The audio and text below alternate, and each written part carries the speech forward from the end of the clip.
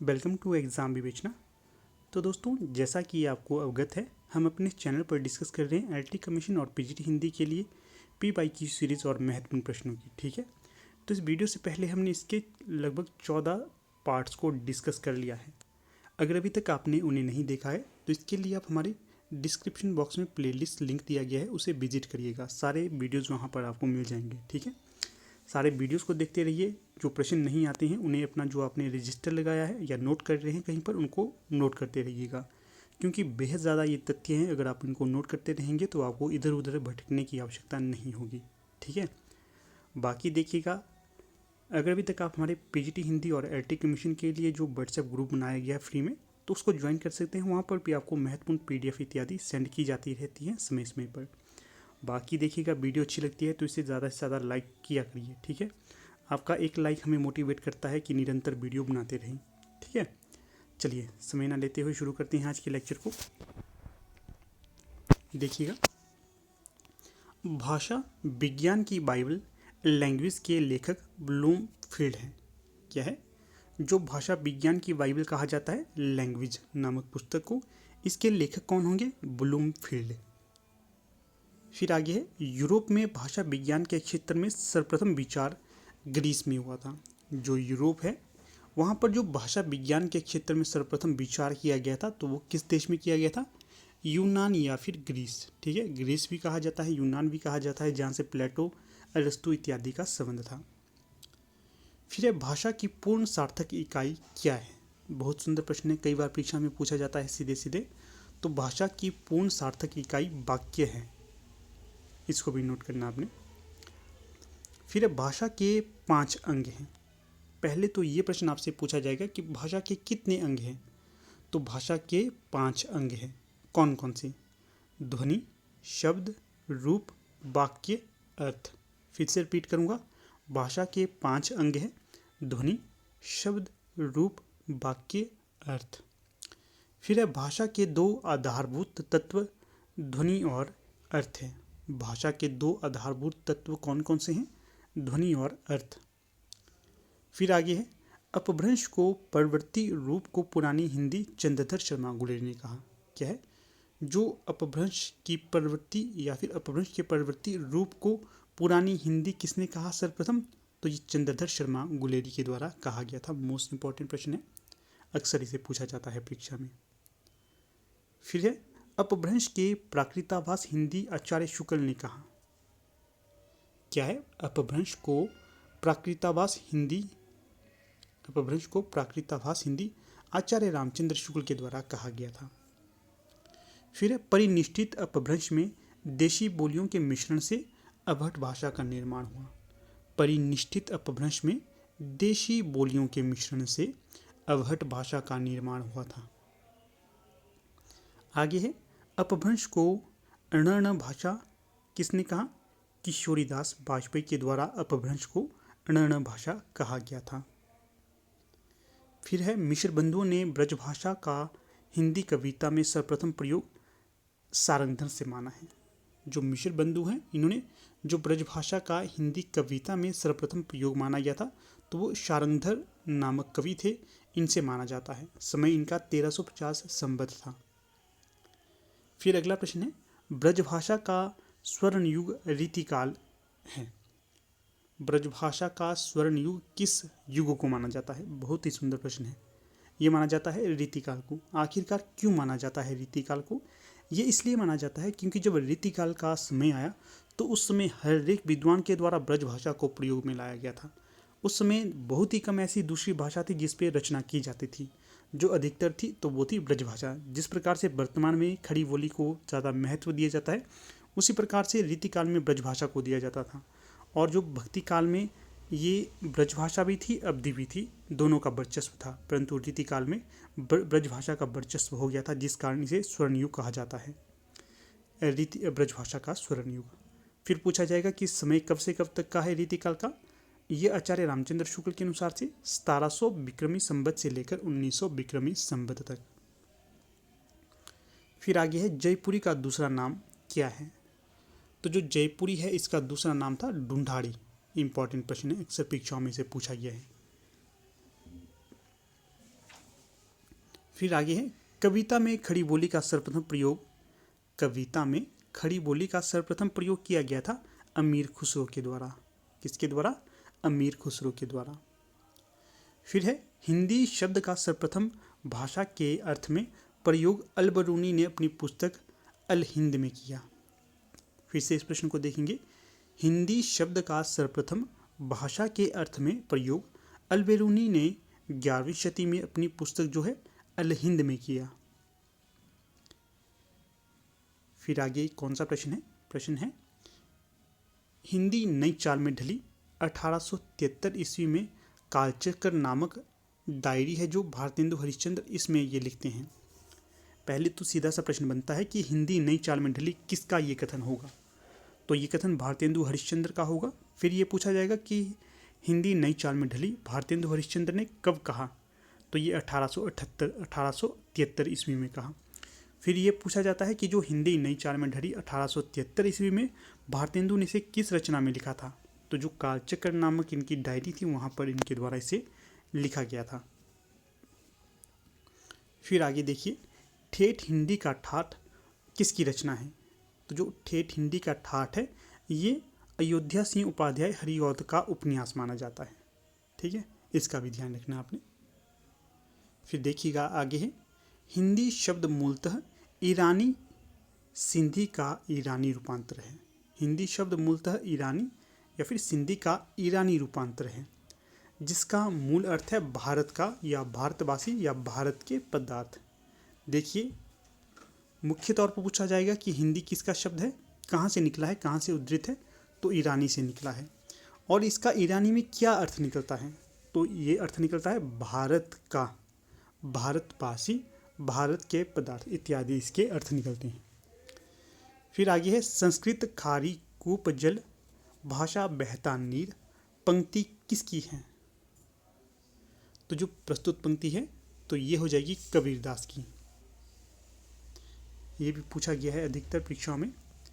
फिर देखिए, आगे बढ़ने से पहले आपको हमारी टीम के द्वारा जो IIT कमीशन और PGT हिंदी के लिए कोर्स लॉन्च किया गया है उसके बारे में बता देता हूँ। बहुत से ऐसे बच्चे थे जो पहले बैच में एनरोल नहीं हो पाए थे। फिर इसी को ध्यान में रखकर मेरी टीम के द्वारा ये इनिशिएटिव उठाया गया कि कोई आप में से अगर इंटरेस्टेड हैं तो IIT कमीशन और PGT हिंदी की तैयारी कर रहे हैं तो वो अभी भी हमारी टीम के साथ जुड़ सकते हैं अपनी तैयारी को सुदृढ़ करने हेतु। देखिएगा, यहाँ पर आपको बताता हूँ क्या क्या मिलेगा, कब मिलेगा।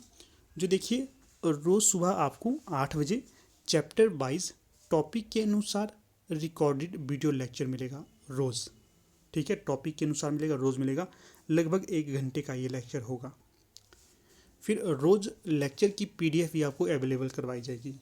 कई ऐसे कैंडिडेट होते हैं जो PDF से पढ़ना भी बहुत अच्छा समझते हैं तो उनके लिए PDF भी आपको दे दी जाएगी डेली। इसको आप सेव करके रख सकते हैं फ्यूचर में रिवीजन हेतु। फिर देखिए, रोज़ टॉपिक के अनुसार रात्रि 9 बजे टेस्ट भी होगा। रोज़ जो टॉपिक हमने सुबह पढ़ा था 1 घंटे का, उसी का रात को 9 बजे टेस्ट भी लिया जाएगा। सबसे बेस्ट मेथड होता है स्टडी का ये। पहले आप किसी टॉपिक को ढंग से पढ़िएगा, उसके नोट्स बनाते रहिए। फिर रात को अगर आप उसी टॉपिक का टेस्ट भी देंगे तो ये सोने पे सुहागा होता है, बहुत अच्छा होता है, वैज्ञानिक मेथड है अच्छी टीचिंग के लिए। फिर देखिए, साप्ताहिक टेस्ट भी होते हैं। जो हमने सप्ताह तक पढ़े हैं उसका सप्ताह के अंत में साप्ताहिक टेस्ट भी आपसे लिए जाएंगे। फिर इसमें समय समय पर आपको LT TET, LT commission, PGT Hindi के सॉल्व क्वेश्चन पेपर भी अवेलेबल करवाए जाएंगे ताकि आप अपना स्तर जांचते रहें कि किस तरह के प्रश्न आपको करवाए जा रहे हैं और कैसी आपकी तैयारी हो रही है। फिर है GK के रोज़ आपको MCQ के लेक्चर मिलेंगे। वैसे तो GK हम नहीं करवाते थे, परंतु बहुत से कैंडिडेट्स की ये डिमांड थी कि हमें GK के MCQ क्वेश्चन भी अवेलेबल करवाए जाएँ। तो इसी को ध्यान में रखकर, चाहे वो PGT हिंदी हो गया, LT कमीशन हो गया या फिर पटवारी हो गया, पुलिस हो गया, कोई भी पहले के एग्ज़ाम हुए थे उनसे संबंधित यहाँ पर मेरे द्वारा MCQ लाए जाते हैं ताकि आप उनका रिवीजन भी कर सकें। तो रुकिएगा, यहाँ पर स्टोरेज फुल हो गई है।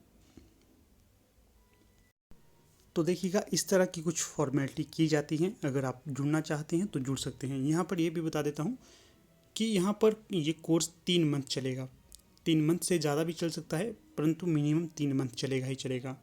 और फीस भी नामात्र की रखी गई है आप लोगों को। ठीक है, 3 मंथ का मात्र 1200 रुपये। अगर आप जुड़ना चाहते हैं, कुछ भी आपकी क्वेरी है तो यहाँ पर हमारा व्हाट्सएप नंबर दिया गया है, यहाँ पर आप व्हाट्सएप करिए, कोई भी क्वेरी होगी उसको सॉल्व कर दिया जाएगा, ठीक है ना। तो चलिए ठीक है, अब यहाँ पर इसको समाप्त कर देते हैं, अपने लेक्चर की ओर रुख करते हैं। तो शुरू करते हैं, दोबारा से देखिएगा। ग्रियर्सन श्याम सुंदर दास सुनीति कुमार चटर्जी ने केवल पश्चिमी हिंदी की बोलियों को ही हिंदी की बोलियां एवं विभाषा माना है। ग्रियर्सन है, श्याम सुंदर दास है, सुनीति कुमार चटर्जी है, इन्होंने जो पश्चिमी हिंदी की बोलियों को ही हिंदी की बोलियां या फिर विभाषा माना है। ये भी ध्यातव्य बात रहेगी। फिर है हिंदी का प्रथम व्याकरण जॉन जोशुआ केटलर कृत है। कौन सा है? हिंदुस्तानी ग्रामर, समय 1698 ईस्वी होगा। हिंदी का प्रथम व्याकरण जॉन जोशुआ केटलर के द्वारा हिंदुस्तानी ग्रामर को स्वीकृत किया गया है या रचना की गई है, समय इसका 1698 ईस्वी होगा। फिर आगे है दक्षिणी हिंदी की लिपि फारसी है। दक्षिणी हिंदी की लिपि कौन सी होगी? ये हो जाएगी फारसी। उपनागर, आमिर, ग्राम्य, अपभ्रंश भाषा के भेद हैं। उपनागर, आमिर, ग्राम्य ये सारे अपभ्रंश भाषा के भेद होंगे। फिर है नागरी लिपि को लोक नागरी नाम आचार्य विनोबा भावे के द्वारा दिया गया था। लोक नागरी नाम आचार्य विनोबा भावे के द्वारा दिया गया था। फिर आगे है नंदी नागरी। नंदी नागरी नागरी लिपि की एक विशेष शैली है जिसका प्रयोग भारत के दक्षिणी प्रांतों में मुख्यतः संस्कृत लिखने के लिए प्राय 8वीं और 9वीं शती के मध्य होता था। नंदी नागरी नागरी लिपि की एक विशेष शैली है जिसका प्रयोग भारत के दक्षिणी प्रांतों में मुख्यतः संस्कृत लिखने के लिए प्राय 8वीं 9वीं शती में होता था। फिर आगे है देवनागरी लिपि का मूल स्रोत ब्राह्मी लिपि है। देवनागरी लिपि का मूल स्रोत कौन सा है? तो ये ब्राह्मी लिपि है जो गुप्त काल में उत्तर भारत में ब्राह्मी लिपि से गुप्त लिपि का विकास हुआ। इस गुप्त लिपि से 6ठी शती में सिद्ध मातृका लिपि निकली। बाद में इसी के कुटिल या बक्कर अक्षरों के कारण इसे कुटिल लिपि कहने लगे। इसी से देवनागरी का विकास हुआ। देवनागरी लिपि का विकास क्रम इस प्रकार से है, इस क्रम को याद रखिएगा, वेरी वेरी इंपॉर्टेंट है ये। देखिए सबसे पहले आई ब्राह्मी लिपि, फिर गुप्त लिपि, फिर कुटिल लिपि और सबसे अंत में देवनागरी लिपि। इसको थोड़ा सा शॉर्ट कर लेता हूँ, आप लोग स्क्रीनशॉट लेना चाहती हैं तो ले सकती हैं क्योंकि महत्वपूर्ण तथ्य यहाँ पर दिए गए हैं बहुत से। फिर आगे देखिएगा नागरी लिपि का प्राचीनतम रूप अशोक के शिलालेखों में मिलता है। नागरी लिपि का प्राचीनतम रूप कहाँ पर मिलता है? अशोक के शिलालेखों में। देवनागरी का सर्वप्रथम उल्लेख, देवनागरी लिपि का सर्वप्रथम उल्लेख गुजरात के राजा जयभट्ट के एक शिलालेख में हुआ है। समय जयभट्ट का होगा 7वीं से 8वीं शती। फिर आगे है नागरी लिपि का उद्भव 8वीं से 9वीं शती के मध्य में और आधुनिक देवनागरी का विकास 10वीं से 12वीं शती के मध्य हुआ। Very very important. फिर है खरोष्टी लिपि को गधे का होंठ वाली लिपि कहा जाता है। ये भी इंपॉर्टेंट तथ्य है। किस लिपि को गधे की होंठ वाली लिपि कहा जाता है? तो ये खरोष्टी लिपि होगी। फिर आगे है अपभ्रंश भाषा का प्राचीनतम रूप जैन साहित्य में मिलता है। अपभ्रंश भाषा का प्राचीनतम रूप जैन साहित्य में मिलता है। फिर आगे दिया गया है अपभ्रंश के नागर, उपनागर, ब्राचट भेद मार्कंडेय ने माने हैं। जो मार्कंडेय है ये मानते हैं कि अपभ्रंश के भेद हैं नागर, उपनागर और ब्राचड। फिर आगे है अमीर खुसरो ने हिंदी को हिंदवी या हिंदुई नाम दिया। जो अमीर खुसरो थे इन्होंने हिंदी को नाम दिया हिंदवी, हिंदुई। फिर है तुर्की अरबी हिंदवी भाषा जेती आही पंक्ति जैसी की है।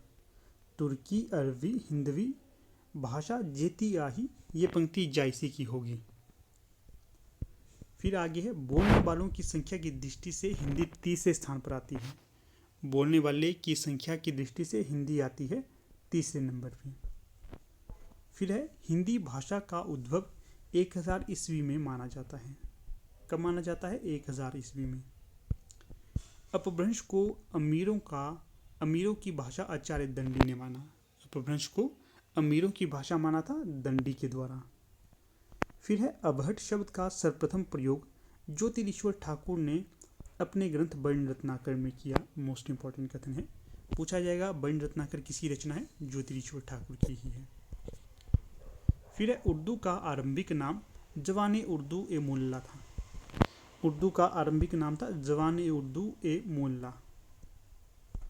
फिर है उर्दू साहित्य के जन्मदाता वाली साहब को माना जाता है। हिंदवी शब्द का पहला प्रयोग अब्बू सईद के फारसी इतिहास, जिसका समय 1049 ईस्वी है, इसमें मिलता है। फिर है उर्दू को यामिनी भाषा किसने माना, किसने कहा? लल्लू लालजी के द्वारा उर्दू को यामिनी भाषा कहा गया था। हिंदुस्तानी के स्थान पर हिंदी का सर्वप्रथम प्रयोग गिलक्राइस्ट के द्वारा किया गया। हिंदुस्तानी के स्थान पर हिंदी शब्द का प्रयोग सर्वप्रथम गिलक्राइस्ट के द्वारा किया गया था। ये जो फोर्ट विलियम के मुख्य अध्यापक के तौर पर जाने जाते हैं गिलक्राइस्ट। फोर्ट विलियम कॉलेज की स्थापना कब की गई थी? 1800 में। कहाँ पर? कोलकाता में। फिर है भारत के लिए इंडिया शब्द ग्रीक के लोगों ने दिया। भारत के लिए इंडिया शब्द ग्रीक के लोगों के द्वारा दिया गया था। फिर आगे है खरोष्टी लिपि का क्षेत्र उत्तर भारत है। खरोष्टी लिपि का क्षेत्र उत्तर पश्चिमी भारत है। फिर है लिपि का प्राचीनतम तथा प्रारंभिक रूप चित्रात्मक था। कैसा था? चित्रात्मक।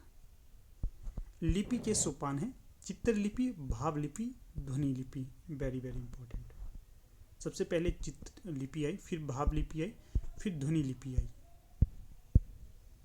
फिर है प्रथम हिंदी व्याकरण के लेखक थे कामता प्रसाद गुरु।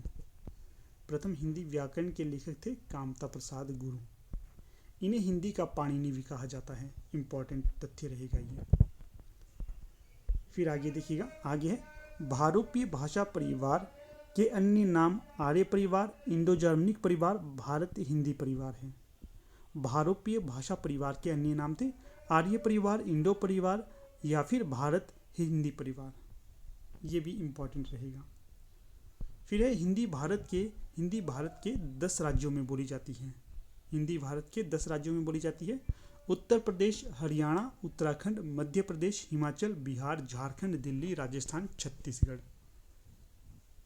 फिर आगे है भोजपुरी बोली मॉरिशस में पर्याप्त प्रसार हुआ। जो भोजपुरी बोली का है इसका मॉरिशस में पर्याप्त प्रसार हुआ था। ठीक है, ये भी ध्यातव्य बात रहेगी। फिर आगे देखिएगा, आगे है हिंदी शब्दानुशासन, हिंदी मीमांसा पुस्तकें किशोरीदास वाजपेयी की हैं। हिंदी शब्दानुशासन, हिंदी मीमांसा पुस्तकें किशोरीदास वाजपेयी की हैं। फिर है हिंदी के विकास में अपभ्रंश का योगदान पुस्तक डॉक्टर नामवर सिंह की होगी। हिंदी के विकास में अपभ्रंश का योगदान, ये पुस्तक डॉक्टर नामवर सिंह के द्वारा लिखी गई है। आगे है भाषा सर्वेक्षण, जॉर्ज ग्रियर्सन की रचना है। जो भाषा सर्वेक्षण पुस्तक है ये जॉर्ज ग्रियर्सन के द्वारा लिखित है। आगे है वैदिक संस्कृत में 14 स्वर और अपभ्रंश में 10 स्वर थे। डिंगल भाषा का प्रयोग वीर रस प्रधान रचनाओं में और पिंगल का प्रयोग कोमल भावों की अभिव्यक्ति के लिए होता था। फिर आगे है अपभ्रंश के योग से बनी शुद्ध राजस्थानी भाषा के साहित्यिक रूप को आचार्य शुक्ल ने डिंगल कहा। अपभ्रंश के योग से बनी शुद्ध राजस्थानी भाषा के साहित्यिक रूप को आचार्य शुक्ल ने क्या कहा? डिंगल। हिंदी भाषा को आधुनिक रूप देने में ईसाई मिशनरियों का महत्वपूर्ण योगदान था। ये मत यहाँ पर हजारी प्रसाद द्विवेदी मानते हैं। फिर है भव्य भारत ही हमारी मातृभूमि, हरी भरी हिंदी हमारी राष्ट्रभाषा और लिपि है नागरी। पंक्ति किसने कही? तो ये पंक्ति कही थी मैथिली शरण गुप्त के द्वारा। आगे है राष्ट्रभाषा प्रचार समिति, वर्धा के संस्थापक थे महात्मा गांधी और इन्होंने इसकी स्थापना कब की थी? 1936 में। राष्ट्रभाषा प्रचार समिति वर्धा के संस्थापक थे महात्मा गांधी और 1936 में इसकी स्थापना की गई थी। आगे दिया गया है सन 1935 में हिंदी साहित्य सम्मेलन के इंदौर अधिवेशन में महात्मा गांधी के सभापतित्व में नागरी लिपि सुधार समिति बनाई गई।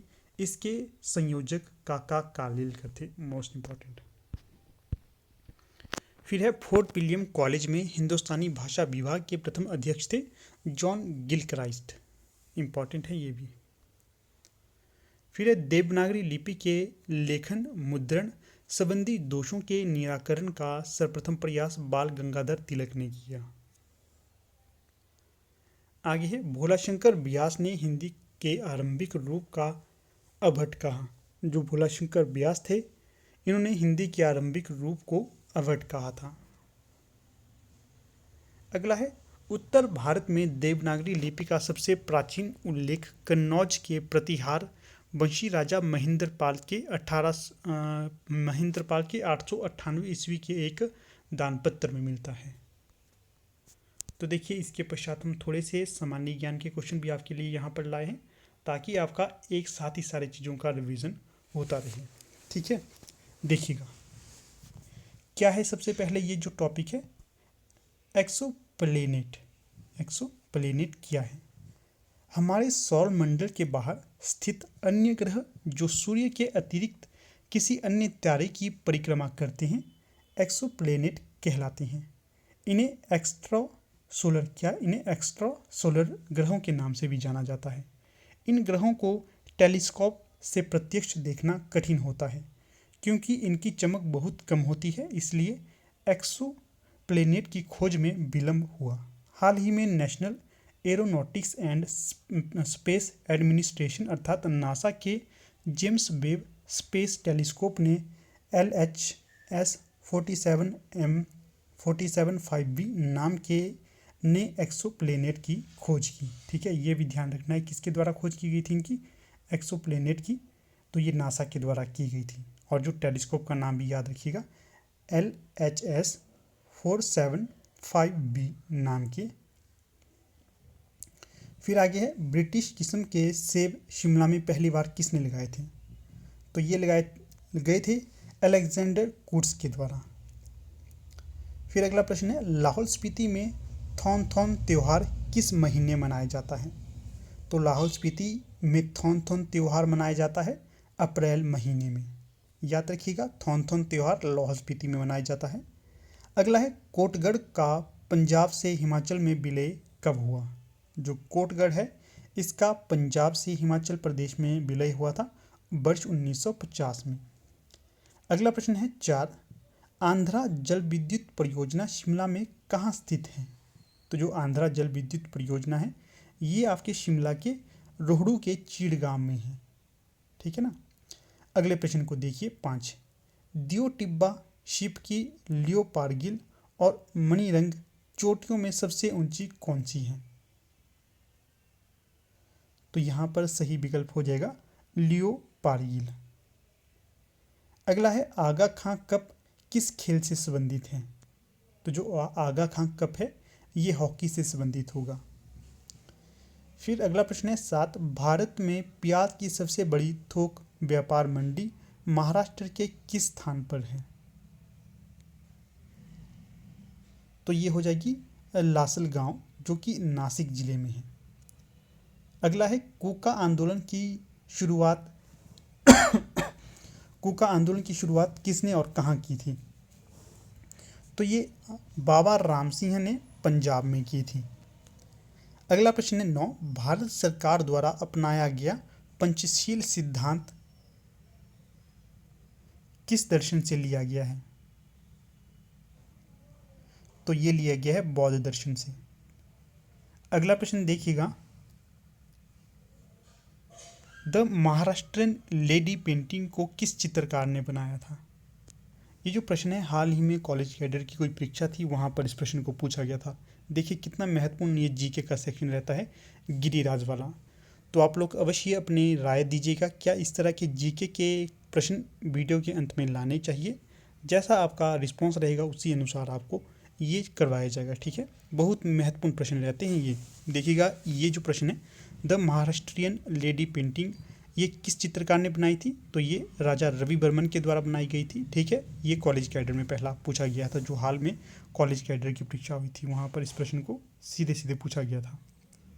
अगला है मुख्य न्यायाधीश सहित सर्वोच्च न्यायालय न्यायाधीश की पूर्ण संख्या क्या है?